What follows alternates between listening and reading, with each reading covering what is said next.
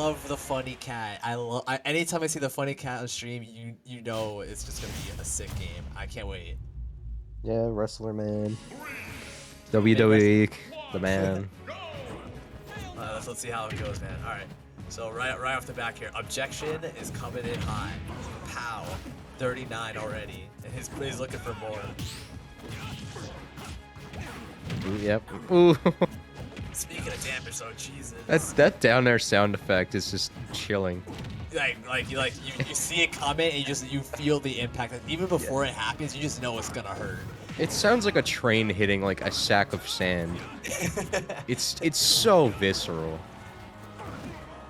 And you know what? That's why I actually really like the sound design in Ultimate. It's like you just know that like every hit, well, 9 times out of 10, the hits that you see are the hits, and like the sound that comes with it, it matches so well.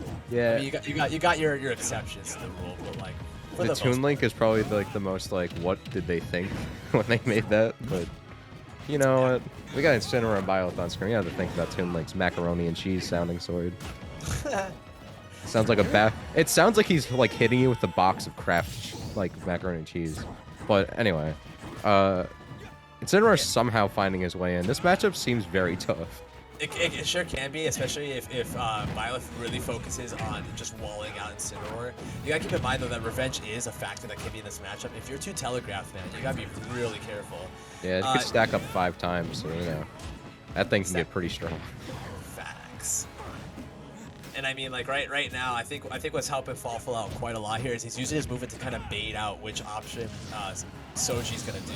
Caught them with the arrow there. A rare thing you really see unless it's like really in a tech chase scenario like that. And very good first stock of his end.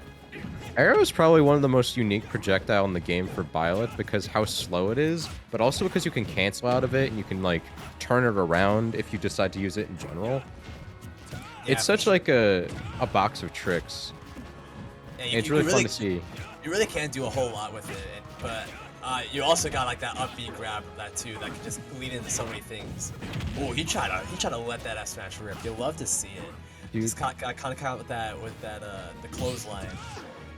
Fawful is kind of really smart, just using like that dash instead of holding the run, because Incineroar has the lowest run speed in the game, but his initial dash, doing that over and over again just to abuse that speed over going into his full run speed.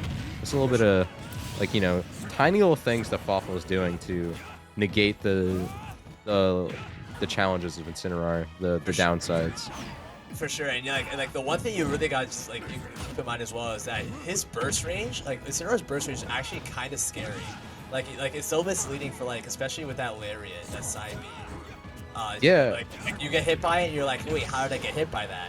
And next thing you know, oh, he died off that. Oh my gosh, I wasn't ready for that. That's so unfortunate because they didn't do that much to get like a big lead going for them, but they're still in it by all means. But oh, for sure. They just need to get one neutral interaction and just get it up to that damage cap that they want, up to 52. So now up B is gonna spike. So you gotta be so careful right here. The thing about Incineroar is like their moveset is like top tier, but it's attached to these terrible character attributes. For sure, man. And on Byleth's side, like Byleth's movement is like not that good either. It's like again, their moveset is just top tier. Facts. It's insane. He tried that roll in read so hard. I love it. Just right option for Fawful there. Ooh, yeah. This is definitely getting pretty scary here. Ooh, good catch with the side B. Byleth is one of those characters where you really can't challenge them off stage because if you get hit by their up B, you just die. Yeah, for sure. So, and he almost got that up B too. Ooh, that F tilt. No, that's gonna be it. Yeah. That angle is kind of nasty, no doubt. Yeah, it sends like down and out too, which is just like the most like you can't get back angle. For sure. Yeah, if you come back here, yeah, just watch this filthy angle come out. Oh, it like arc just downwards. That might be DI. Yeah, I was gonna say I think he held down there, like down and in to try to like negate the knockback, but he ended up getting that bad angle. Not to mention the fact it was tipper too, so like that knockback definitely attributed to that stock being taken. I forget that Byleth has tipper. It's not like that noticeable, but it is definitely a thing. I thought it was only on the Fair and Bear, but I could be wrong. I'm pretty definitely sure the F tilt. I'm pretty sure it's on F tilt too. Yeah. It wouldn't surprise me either way. It's one of those moves that are like, it just looks like it hits the same throughout, but it could have a tipper. Hey, Okay, yo, we got a character change coming from the player that won, which is always like a weird thing to me. But also sure. is a different stage, so it's really hard to tell what gears were turning when they made that decision, you know? For sure. I mean, my guess is he went from one big sword to a bigger sword. And better movement. Better, yeah, definitely better movement for sure. And the projectile is definitely like he has 2 projectiles instead of just 1. So like obviously just better right off the bat, right? You know, Byleth and Sephiroth aren't all that different if you think about it. They have the neutral bees that you can cancel. Their movement's pretty similar when you don't think about Wing. Oh yeah, Your Wing is online now. Yeah, let's talk about Wing for a second because we gotta talk about how this is, in my opinion, you can test me on this. What a down smash. Okay, never mind. It doesn't matter. But I was gonna say it's the best comeback mechanic in the game. But I think Arsene has that in spades, but that's a totally different topic. But I do think Wing is a very strong mechanic. By all means, it is terrifying, just like Giga Flare. How did you get hit by that? Don't roll in. Just don't roll in against Sephiroth Yeah. like that, man. You're gonna get hit. Good That's side the 1% thing you just throw out, and then it works once. for sure. I mean, unless you're edge guarding, then it's just like every single chance you get. A little bit of a funny game going on. That double edge grab into that getting down smash there. Ooh, I like the idea that up smash covering the entire platform there, especially with Wing being as strong as it is. You do a ton of shield damage, and like you have to respect every other move that Sephiroth has. Yeah. That shield could definitely pop right now if he gets hit with the down smash. True. Yeah, a sweet spot up smash, like the little bit middle towards the end of the sword there.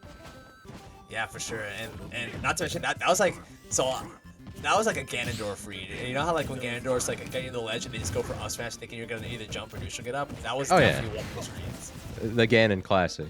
Dude, that was my thing, bro. I love doing the Ganon classic. Like again, in like innovative thing I've seen with stages that don't have platforms, what they'll do is they'll double jump fair. I've seen a lot from Rickles with that. Neither here nor there, but just a very similar coverage on same kind of options going on. For sure. Ooh, watch that damage. Yeah. Deciding to air dodge and not go for the revenge there, a little bit of a strange pick. I think what he was thinking was that he saw the flare charging up and he didn't want to get caught in a situation where he'd have to burn a resource. So he just rather just burn air dodge right there and then react to what flare was gonna bring. Okay. Right That's here, definitely though, possible. Yeah, I just think like right here now, like this is where Fawful really needs to get this damage going, find that kill stat. Because 103 Fawful right took now, them to Battlefield. And then he chose... Sephiroth is so good on Battlefield because that top platform doesn't, like, you don't escape from anything. Sephiroth can hit you. Up tilt just straight pokes you right there, bro. It's really funny. It looks like a little thumbtack peeking through the top platform, but it's there. It's the strong hitbox too. It is a strong hitbox. It's gonna kill you. Wing on deck. This is where ties can turn right here. Fawful could die right here. He almost did with that. With the big Octo Slash. Yeah. Okay. I think they're trying to set up to get the Octo Slash going straight up past ledge to get the edge guard, but didn't quite get there in time. Yeah, and also what's low-key weird in my opinion is that the angles. Oh, he almost got the read. Yeah, A little miss angle on that F tilt. That could have been the game right there. Okay, I like the escape there. The escape there. Trying to get that tech chase, but the tipper the fair, just poking him out, and that's 2-0 for the home Soji. I love that ending screen. Just hearing that call out, dude. Music to my ears, bro. There's that ending screen, and then the other character they played, Byleth, has that the one with all 3 weapons laid out. I forget what they say, but I mean, also just the ending music for Byleth is so good too. Yeah, just the ending music for like Fighter Pass 2 is honestly sick. I love every single one that they have for it. Steve just builds a house. There's like a lot of good victory screens in this game. A lot of like little touches that kind of go overlooked sometimes. For sure. I mean, rest in peace to the meat, bro. Yeah. The meat? The meat, yeah. The meat ending screen for Steve. Yeah, the meat. The meat, yeah. Okay. Rest in peace. Never forget. Yeah, that was such a funny fast patch because like I didn't